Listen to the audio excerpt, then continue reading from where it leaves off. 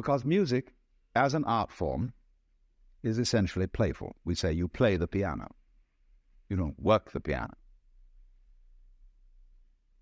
Why? Music differs from, say, travel. When you travel, you are trying to get somewhere. And of course, we, because being a very compulsive and purposive culture, are busy getting everywhere faster and faster and faster till we eliminate the distance between places. I mean, with the modern jet travel, you can arrive almost instantaneously. What happens as a result of that is that the two ends of your journey become the same place. So you eliminate the distance and you eliminate the journey.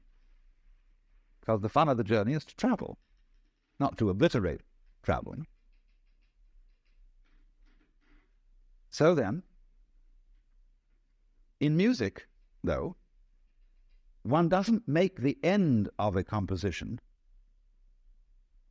the point of the composition.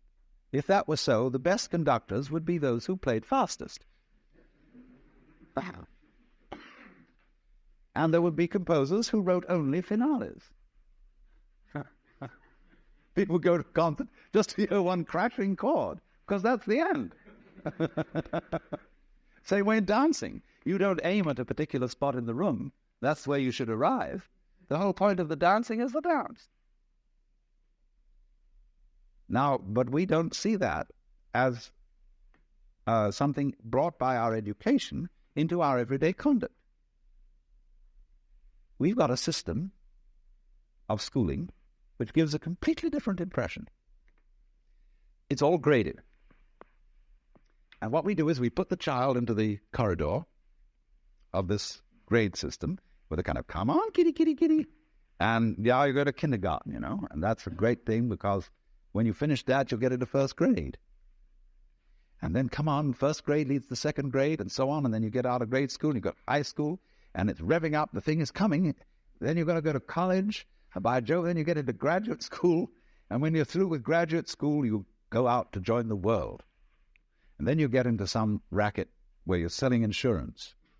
And they've got that quota to make. And you're going to make that. And all the time, the thing is coming. It's coming. It's coming. That great thing, the success you're working for. Then when you wake up one day about 40 years old, you say, my God, I've arrived. I'm there. And you don't feel very different from what you always felt. And there's a slight letdown because you feel there's a hoax.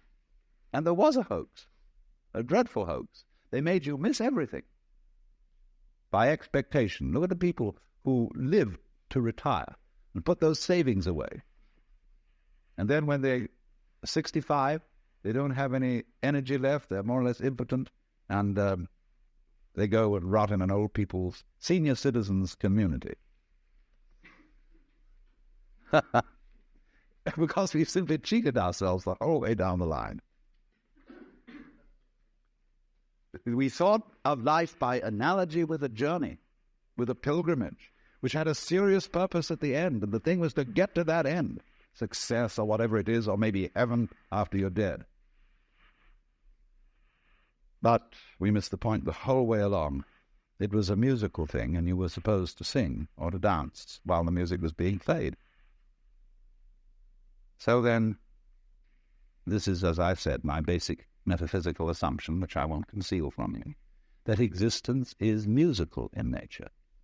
That is to say that it is not serious. It is a play of all kinds of patterns.